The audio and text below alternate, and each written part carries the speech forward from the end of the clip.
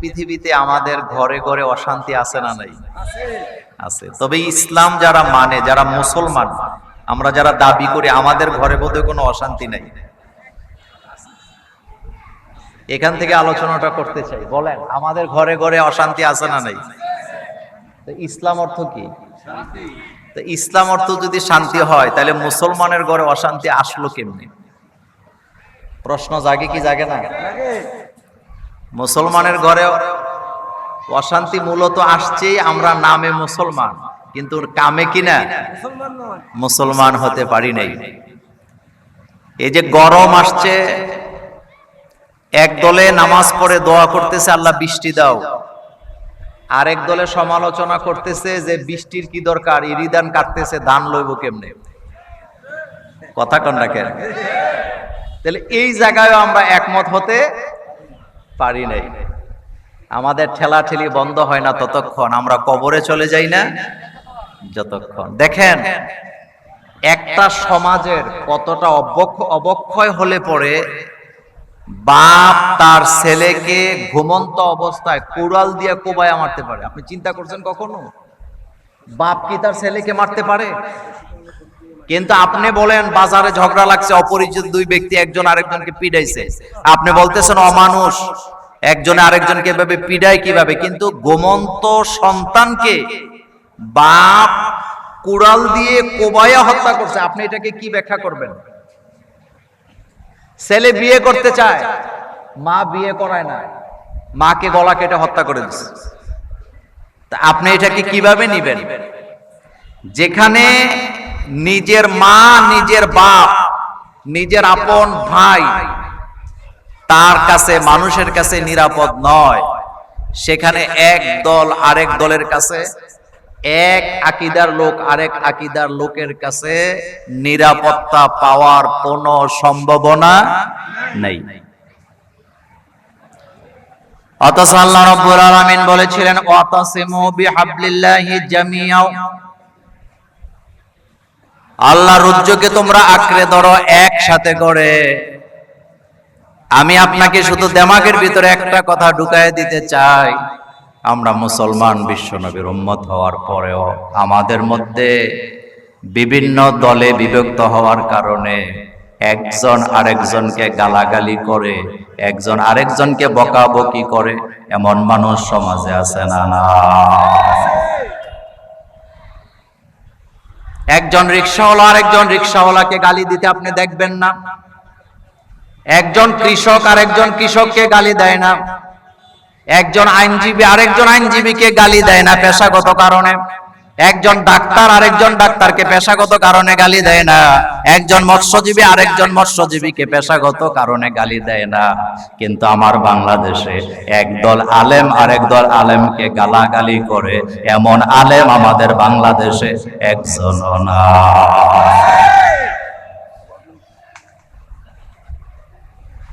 সাধারণ মানুষ সাধারণ মানুষকে গালাগালি করতে আপনি দেখবেন না, কিন্তু আলেম হয়ে আলেমকে গালাগালি করে। এখন আপনি বলবেন মোল্লা ভাই গালি তো এমনি এমনি দেয় না, তার আকীদা খারাপ, তার আকীদা ভালো না, অথবা তার সাথে তার যায় না, এজন্য গালাগালি করে। এখন আমি আপনাদের সামনে, আলেমদের সামনে দুইটা হাদিস বলে দিয়ে যাই। আচ্ছা, আপনাদের কাছে জানতে চাই, শয়তান আমাদের বন্ধু না দোস্ত নাকি শত্রু? আস্তে কইছেন। শয়তান কি আমাদের বন্ধু না শত্রু? দোস্ত না শত্রু? এখন আমি আলেমদেরকে সাক্ষী রেখে প্রশ্ন করতে চাই, শয়তানকে গালি দেওয়া যায়? শয়তানকে গালি দেওয়া যায়? চুপ করে আছেন যে। শয়তানকে গালি দেওয়া যায় না। বুখারী মুসলিমের হাদিসে রাসূল করিম সাল্লাল্লাহু আলাইহি ওয়াসাল্লাম বলেছে, খবরদার, লা তাসুব্বুশ শাইতান, তোমরা কখনো শয়তানকে গালি দিও না, বরং শয়তানের ওয়াসওয়াসা থেকে আল্লাহর কাছে ফানা চাও, কিন্তু তাকে গালাগালি করবা না। এখন আপনি চিন্তা করেন, বিশ্বনবী সহিহ হাদিসে বলে গেছেন শয়তানকেও গালি দেওয়া যায় না, বরং তাকে অনুসরণ করা যাবে না, তার ওয়াসওয়াসা থেকে ফানা চাইবা। শয়তানকে গালি দেওয়া যায় না, কিন্তু আলেম হইয়া আলেমকে গালি দেওয়া যায়, তাহলে বোঝা গেল এই জায়গায় ভণ্ডামি আছে না না।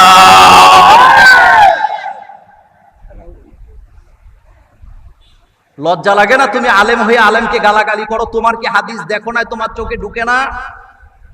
রাসূল বলেছেন লা তাসুব্বু শাইতান, শয়তানকে গালি দিও না, বরং তার ওয়াসওয়াসা থেকে আল্লাহর কাছে পানা চাও। কিন্তু আলেম হয়ে আলেমকে গালাগালি করতেছে আকীদার দয় দিয়া। এরকমের আছে না নাই? তোমার বিবেক কোথায় গেছে? তোমার বিবেক কি মরে গেছে মিয়া? আমার কলিজার মেয়েরা, গালাগালি কখনো ভালো মানুষের কাজ হতে পারে না।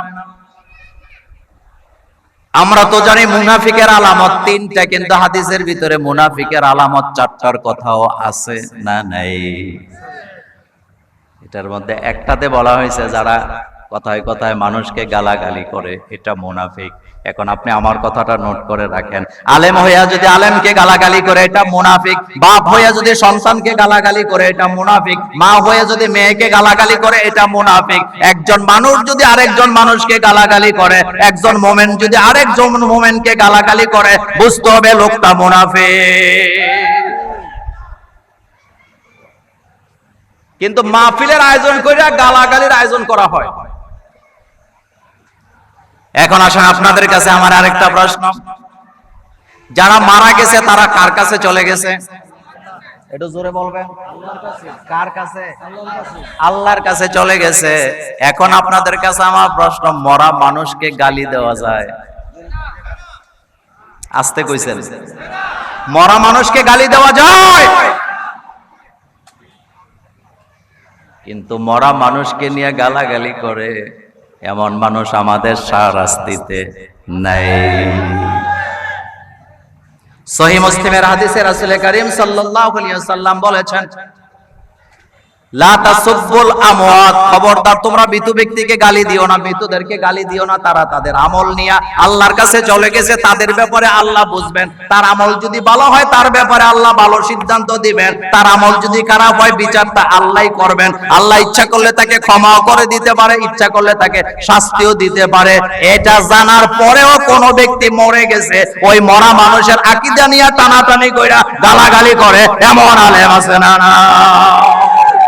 তো তুমি কি এই হাদিস দেখো নাই মিয়া? এই জন্য আমাদের দোয়া আল্লাহর দরবারে কবুল হয় না। দোয়া করতেছে ঠিক, কিন্তু দোয়া এই জন্যই কবুল হয় না কারণ আমাদের নিজের গোড়ায় ভিতরে গলদ আছে না না? এই পয়েন্টে আমার কথা শেষ। মোমেন্ট কখনো কাউকে গালাগালি করতে পারে না। যত বড় টুপি পরুক, যত বড় দাড়ি হোক, যত বড় পাঞ্জাবি হোক, যত বড় বুজুর্গ হোক, যত বড় পীর হোক, সে যদি আলেম ওলামাকে গালাগালি করে, আপনি নিশ্চিত থাকেন এটা মুনাফিক, এটা মুনাফিক, এটা বিশ্বনবীর হাদিসকে অস্বীকার করে। তুমি গালাগালি করবা কেন? তোমার যদি তুমি নসিহত করতে থাকো।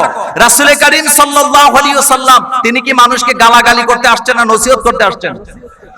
মিম্বরে বসে গালাগালি করে, মঞ্চে বসে গালাগালি করে। আশ্চর্য ব্যাপার, তোমার মুখ দিয়ে গালি আসে কিভাবে? এই পয়েন্টে আমার কথা শেষ। কাউকে গালি দেওয়া যাবে না। আপনি পারলে তাকে বুঝাবেন, তাকে আপনি নসিহত করবেন, কোরআন হাদিস বুঝাবেন, কিন্তু আপনার জবান থেকে গালি আসে কেন?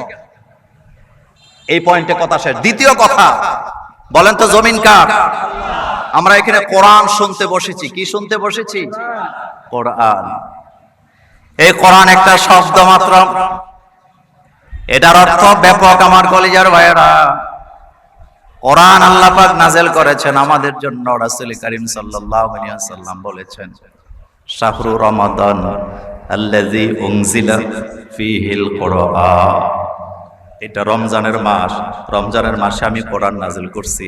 রমজান কিন্তু চলে গেছে, রমজান চলে গেছে, কোরআনের মাস চলে গেছে, তার মানে আগামী 1 বছর আর কোরআন পড়ার দরকার নেই, এমনও পরিবার আছে এটা তাকের ভিতরে রাইখা রাইছে আগামীতে রমজান আসবে না যতক্ষণ এই কোরআনটা তাক থেকে নামাবার কোনো সম্ভাবনা নাই। এমন মুসলমান আমাদের এই এলাকায় আছে না? নাই। কোরআনের ব্যাপারে আল্লাহ রাসূল বলছেন, মান ক্বালা বিহি সাদাকা, কোরআন দিয়ে যারা কথা বলে তারা সত্য কথা বলে। কথা কি বুঝতেছেন আপনারা? কি দিয়া কথা বলে? মান ক্বালা বিহি সাদাকা, কোরআন দিয়ে যারা কথা বলে তারা সত্য কথা বলে।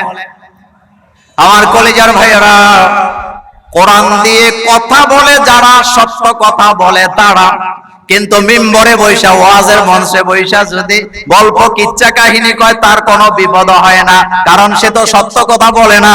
কিন্তু মিম্বরে বৈশা যদি আল্লাহর কোরআনের দিয়া কথা বইলা, আল্লাহর জমিনে আল্লাহর কোরআনের আইনের কথা বলে, মিম্বরটা চলে যায় সভাপতি, একদিনও তাকে নামাজ পড়াতে দেয় না, এমন সভাপতি আছে না? না।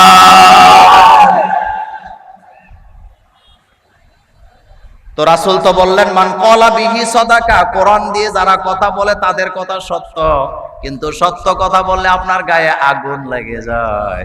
তাইলে বোঝা গেল সত্য কথা সহ্য করতে আরো আস্তে কোন এমন মানুষ আমাদের সমাজে নেই। ওমান হাকামা বিহি আদালা, ওমান হাকামা বিহি আদালা, রাসূল বললেন কোরআন দিয়ে যারা ফয়সালা করে, বিচার করে, তারা ন্যায় বিচার করে। আমার কথায় রাজনীতি খোঁজার চেষ্টা করেন না। আপনার আমার নবী, আমাদের কলিজার টুকরা নবী বলতেছেন, ওমান হাকামা বিহি আদালা, কোরআন দিয়ে যারা ফয়সালা করে তারা ন্যায় বিচার করে।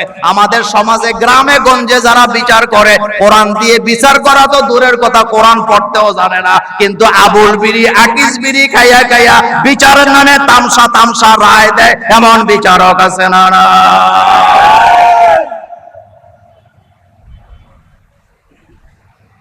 ওমান হাকামা বিহি আদালা, কোরআনের ফয়সালা চূড়ান্ত ফয়সালা। এখন আপনি আমার কথা নোট করেন, আল্লাহ পাক কোরআনে বলছেন, ওয়ামাল্লাম ইয়াহকুম বিমা আনজালাল্লাহ ফাউলাইকা হুমুল কাফিরুন ফাউলাইকা হুমুল ফাসিকুন ফাউলাইকা হুমুজ জালিমুন। আল্লাহ রাব্বুল আলামিন বলছেন, যারা কোরআন দিয়ে ফয়সালা করে না তারা কাফের। বলেন বৈশা থেকে না বলেন, এটা মোল্লার কথা না, আল্লাহর কথা। ওয়ামাল্লাম ইয়াহকুম বিমা আনজালাল্লাহ, আল্লাহ বলতেছে আমি যেটা নাযিল করছি এটা দিয়ে যারা ফয়সালা করে না তারা কাফের। এখন আপনাদের কাছে আমার প্রশ্ন, আসেন, ওয়ামাল্লাম ইয়াহকুম বিমা আনজালাল্লাহ, কোরআন দিয়ে যারা ফয়সালা করে না তারা কাফের, এটা আল্লাহ পাক কোরআনের ভিতরে বলতেছেন। আবার আল্লাহ পাক বলছেন, ওয়ামাল্লাম ইয়াহকুম বিমা আনজালাল্লাহ ফাউলাইকা হুমুল ফাসিকুন, যারা কোরআন দিয়ে বিচার করে না তারা কাফের, তারা ফাসিক। তাহলে বোঝা গেল কোরআনের আইন আর বিচার যারা মানে না তারা কখনো মুসলমান হতে পারে না।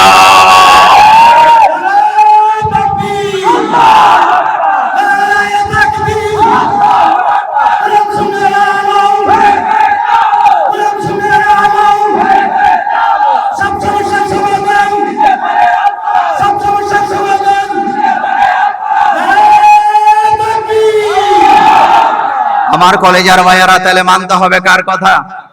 আরো জোরে বলেন, কার? আল্লাহ পাকের কথা। কি বিচার করবে? কোরআন তো পড়তেই জানে না।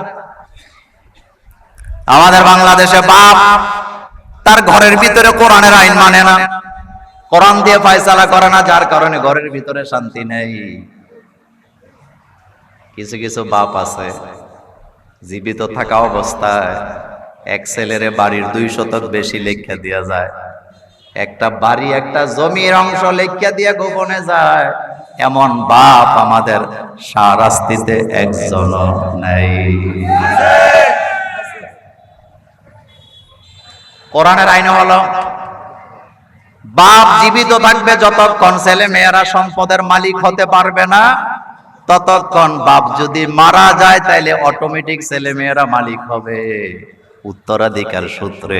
কিন্তু কিছু বাপ আছে একটা ছেলের দিকে ঝুইকা গেছে, এখন বাড়ির ভালো অংশের 5 শতক জায়গা গোপনে যাইয়া রেস্টি কইরা ছেলেরে দিয়া যায়, মেয়েরে দিয়া যায়, নাতিরে দিয়া যায়, অমুকরে দিয়া যায়, তমুকরে দিয়ে যায়। এমন আব্বা আমাদের সমাজে আছে না? না,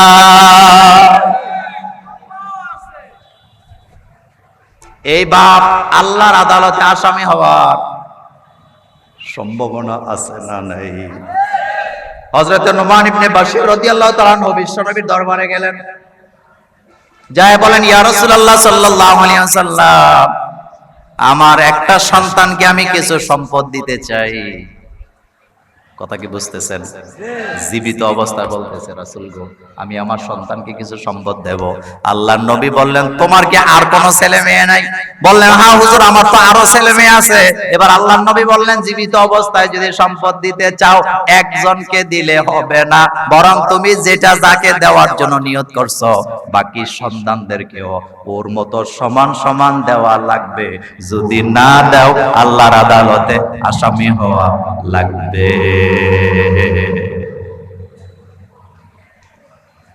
এখানে কোরআনের ফয়সালা হলো, জীবিত থাকতে যদি আপনি সম্পদ দেন, তাহলে সব ছেলে মেয়েরা সমান দিতে হবে।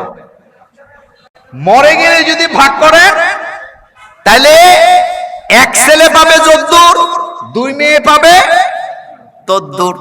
এখন আপনার কাছে আমার প্রশ্ন, ঘরের ভিতরে বাপ নিজের আপন ছেলে মেয়ে জন্ম দিছে, এই ছেলে মেয়ের মধ্যে ইনসাফ না করার কারণে বাপটা যখন মরে যায়, ওই ঘরে আর ওই সংসারে বাইয়ে বাইয়ে ঝগড়া, বাইয়ে বাইয়ে মামলা মোকদ্দমা আছে না? না, এই পয়েন্টে আমার কথা শেষ করতে চাই। আপনি আপনার পরিবারের ভিতরে ছেলে মেয়ের মধ্যে আগে যদি জমি জমা গোপনে দিয়ে যান, আপনি মামলা লাগায় দিয়া গেলেন, আপনি মারামারি লাগায় দিয়া গেলেন। আর আপনি যদি কোরআনের আইন ফয়সালা অনুযায়ী বলে দিয়ে যান, আমি মরার পরে কোরআনের আইন অনুযায়ী যে যদ্দুর পাওয়ার তদ্দুর নিবা, আমি কাউকে 100 বেশি দিতে পারবো না, তাহলে আপনি আল্লাহর আদালতে বেঁচে যাবেন, আর আপনার ছেলে মেয়েরাও শান্তিতে থাকার সম্ভাবনা আছে না? না, এখানে কোরআনের আইন লাগবে। বলেন কিসের আইন? কোরআনের আইন লাগবে। এই কথা আমার শেষ, এই পয়েন্টে শেষ। তাহলে বোঝা গেল, একটা পরিবারে শান্তি পাওয়া যাবে না ততক্ষণ, পরিবারটা কোরআন দিয়ে চলবে না যতক্ষণ।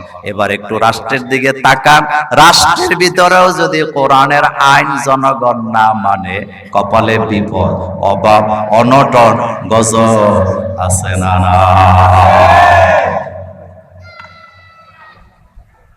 ওয়ালাউ আন্না আহলাল কুরা আমানু ওয়াত্তাকাউ লাফাতাহনা আলাইহিম বারাকাতিম মিনাস সামাই ওয়াল আরদ।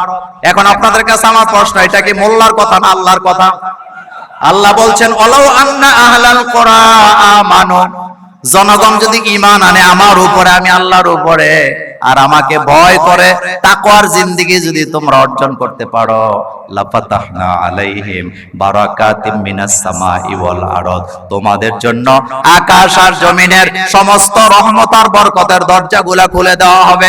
জনগণ যদি আল্লাহর আইন মানে, আল্লাহকে সেজদা দেয়, আল্লাহর ইবাদত যদি করে, তাকওয়ার জিন্দেগি করে, আল্লাহ আকাশের জমিনের দরজা খুলে দিবে। আর আমরা আল্লাহর আইন না মাইনা কৃত্রিম ভাবে যখন বৃষ্টি নামাতে চাই, আল্লাহর গজব আমাদের কপালে আছে না? না,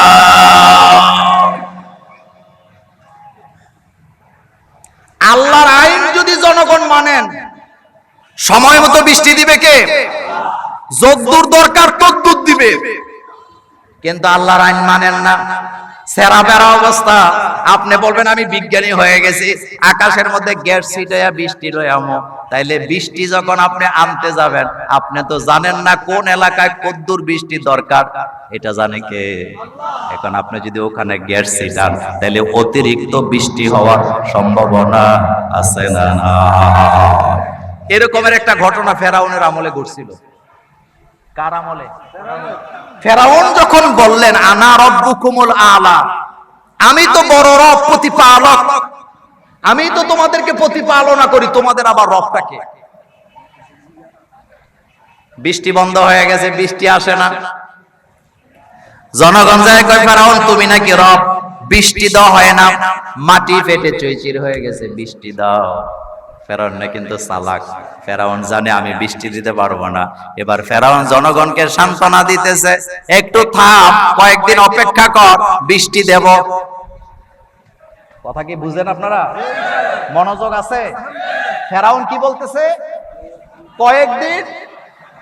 কয়েকদিন ধৈর্য ধরো, বৃষ্টি দেব। আচ্ছা, আপনাদের কাছে জানতে চাই, আমার আল্লাহ যখন বৃষ্টি দেয় কয়েকদিন লাগে? 1 সেকেন্ডের 100 ভাগের 1 ভাগে দেওয়ার ক্ষমতা আছে কার? ইযা আরাদা শাইআন আইয়াকুলা লাহু কুন ফায়াকুন। আল্লাহ বলেন, আমি যখন কোনো কিছু করার জন্য ইরাদা করি, আমি শুধু অর্ডার করি, কোন, সাথে সাথে হয়ে যায়। এই ক্ষমতার মালিকের নাম কি? ফেরাউন বলেন কয়েকদিন সময় লাগবে, বৃষ্টি কইলেই হয় না। লোকেরা চলে গেছে, বলছে ফেরাউন বৃষ্টিটা যেন হয়, বড় কষ্টে আছে। রাতের বেলা জঙ্গলে গেছে, জঙ্গলে যে সেজদায় পড়ে কয়, আল্লাহ আমি জানি আমি আল্লাহ না, তুমিও জানো আমি আল্লাহ না। জাতে মাতাল, কথা কর না কেন? জাতে মাতাল বলতেছে আমি জানি আমি রব না, তুমিও জানো আমি রব না। মানুষের কাছে একটু বাহাদুরি দেখায়, ক্ষমতার বাহাদুরি। আল্লাহ আমি জানি আমি বৃষ্টি নামাতে পারবো না, দয়া করে বৃষ্টি দিয়া দাও। বারবার দোয়া করতেছে, দোয়া করতেছে। এখন আপনাদের কাছে আমার প্রশ্ন, শয়তানেরও দোয়া আল্লাহ কবুল করছে কি করে নাই? তো শয়তানের দোয়া যদি আল্লাহ কবুল করতে পারে, ফেরাউন তো শয়তানের কি আইন্দা বাচ্চা, এটা তো কবুল হওয়ার কথা। ফেরাউন দোয়া করছে বৃষ্টির জন্য, বৃষ্টি শুরু হয়েছে। ফেরাউন বাড়িতে চলে গেছে, রাজপ্রাসাদে চলে গেছে। আমাদের বাংলাদেশে একটা কথা আছে, চোর যখন চুরি করে কিছু আলামত রেখে যায়। ফেরাউন বৃষ্টি দেওয়ার কথা কইছে, কিন্তু থামানোর কথা কইতে মনে নাই। এখন আপনাদের কাছে জানতে চাই, বৃষ্টি থামায় কে? এই যে দুবাইতে আপনারা দেখছেন, দুবাই, তারপরে ওমান দেখছেন না, আবুধাবি দেখছেন তো, যারা গত 75 বছরে বন্যা দেখে নাই, এত বৃষ্টি দেখে নাই, ঝড় দেখে নাই, তুফান দেখে নাই, তাদের রাস্তার ভিতরে কোটি কোটি টাকা দামের গাড়িগুলা বন্যার পানিতে ভেসে যাচ্ছে, মালিকের ক্ষমতা নাই, গাড়িটার মায়া করে। আযাব গজব এমনি এমনি আসে নাই, কথা রেকর্ড হয়, বলতে গিয়ে আবার কোন বিপদে পড়ি। একটা টেম্পল বানাইছে। কি বানাইছে? কথা কন না কেন হুজুররা? কি বানাইছে? বাংলা কমুনা ইংরেজি কয়ে গেছি। টেম্পল বানাইছে, বানায় বইটা নিয়ে আমাদের আপত্তি নাই। টেম্পল বানাবার পরে ঘোষণা দিছে, এই জমিন সবার জন্য উন্মুক্ত, আসো, যে যেমনে পারো আসো। কেউ বোরকা পয়রা টেম্পল দেখতে চায়, আবার কেউ জাঙ্গিয়া পয়রাও যায়। কথা বুঝেননি? কি পয়রা যায়? আমি কিন্তু সতর্কতার সাথে কথা বলতেছি, কারণ এটা রেকর্ড হয়। এখন যখন যায়, আমি ওইটা নিয়েও কথা নাই, গজব দেয় কে?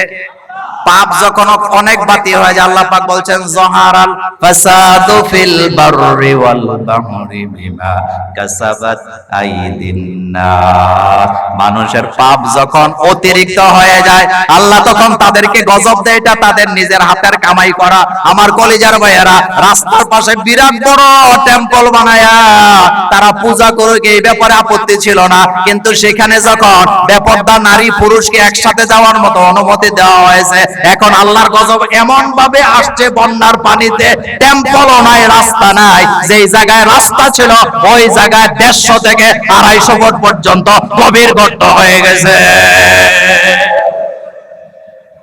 ক্ষমতা কার? চিল্লায় বলতে হবে ক্ষমতা কার? এটা যেন মাথায় থাকে। বেশি বাড়াবাড়ি ভালো না। আল্লাহ পাক বলছেন ইন্না বাতশা রাব্বিকা লাশাদীদ, আমি প্রচন্ড ক্ষমতার মালিক, আমি ধরি না, কিন্তু আমি যখন ধরি আমার হাত থেকে বাঁচাবার ক্ষমতা কারো নাই। এখন আমার দেশটাকেও যদি আপনি আল্লাহর গজব থেকে বাঁচাতে চান, আমাদেরকেও কোরআনের আইনের দিকে ফেরত যাওয়ার দরকার আছে না? এই পয়েন্টেও আমার কথা শেষ। ফেরত যেতে হবে কার কাছে? চিল্লায় বলেন কার কাছে? জমিন কার? আমরা কার? আইন চলা দরকার কার? আজকের মাহফিল থেকে একটা আওয়াজ হবে, আমি যতদিন জীবিত থাকবো আল্লাহর জমিনে আল্লাহর দ্বীন কায়েম করার জন্য চেষ্টা করব। রাজি আছো মুসলমান? দুই হাত উঁচু করে আমার আল্লাহকে দেখায় দাও।